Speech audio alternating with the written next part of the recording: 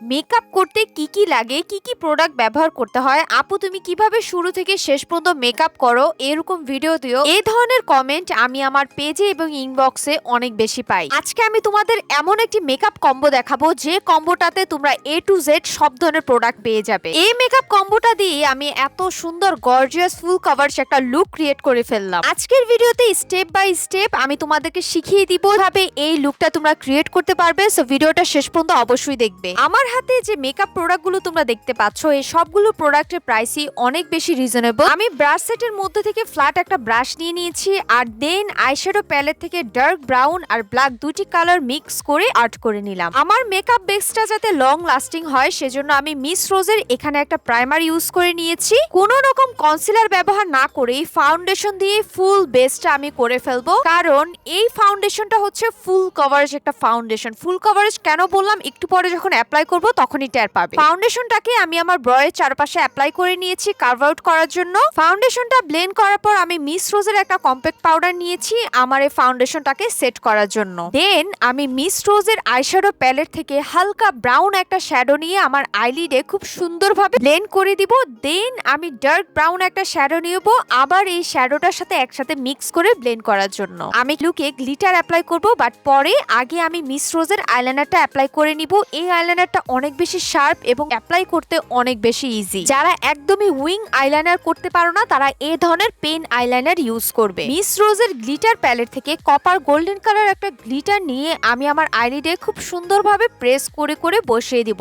এই গ্লিটারটা বসাতে কিন্তু কোনো গ্লু লাগে না, এমনিতেই বসে যায়। দেন আমি মিস রোজের ওয়াটারপ্রুফ মাস্কারাটা ইউজ করে নিয়েছি, অনেক সুন্দর কিন্তু ভলিউম দেয়। আর তারপর আমি আইল্যাশ লাগিয়ে নিলাম। আইল্যাশ লাগানোর পর আমার চোখ দেখতে কতটা গর্জিয়াস লাগছে দেখতেই পারছো। আর এখন মিস রোজের সবচেয়ে ভাইরাল ফাউন্ডেশনটা ইউজ করব, যেটা নিয়ে ফেসবুকে অনেক বেশি মাতামাতি। আই ম্যাজিকের বিউটি ব্লেন্ডারটা দিয়ে খুব সুন্দরভাবে ব্লেন্ড করে নিচ্ছি। ব্লেন্ড করার সময় বুঝতে পারছো যে বিউটি ব্লেন্ডার দিয়ে ব্লেন্ড করার পরও এতটা ফুল কভারেজ দিচ্ছে। মিস রোজের ফাউন্ডেশন আমার এর আগে কখনোই ইউজ করা হয়নি, বাট প্রথমবার ব্যবহার করেই আমি এটা ফ্যান হয়ে গেলাম যে এতটা রিজনেবল প্রাইসের একটা ফাউন্ডেশন এত ফুল কভারেজ কিভাবে দেয়। আমার ফেসটা জাস্ট ভালোভাবে দেখো যে আমার ফেসের কোনো রকম দাগ তিল কোনো কিছুই কিন্তু নেই, সবকিছু হাইড করে ফেলেছে। আর আমি আলাদা করে কোনো ধরনের এখানে কনসিলার ব্যবহার করব না, কারণ এই ফাউন্ডেশনটাই অনেক বেশি ফুল কভারেজ। আমি আমার ফুল ফেসটাকে সেট করলাম মিস রোজের কম্প্যাক্ট পাউডারটা দিয়ে, যেটা আমি প্রথমেই তোমাদেরকে দেখিয়েছিলাম। আর দেন আমি এখানে আমার ফুল আই লুকটা কমপ্লিট করছি মিস রোজের হোয়াইট লাইনার ইউজ করে।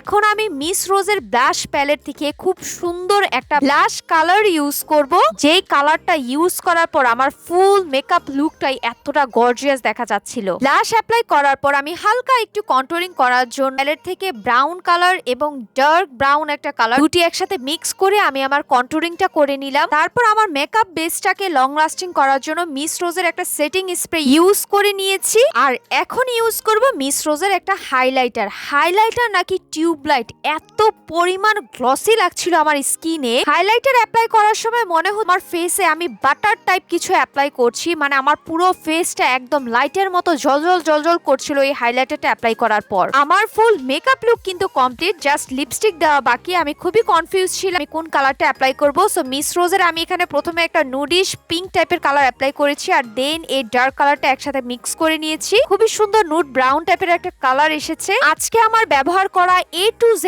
মেকআপ প্রোডাক্ট ফুল মেকআপ কম্বোটা তোমরা পেয়ে যাবে বিউটি মার্ট পেজে খুবই রিজনেবল প্রাইসে। সামনে ঈদের জন্য নিয়ে নিতে পারো। আমার পেজটিকে ফলো করে রাখবে। টাটা।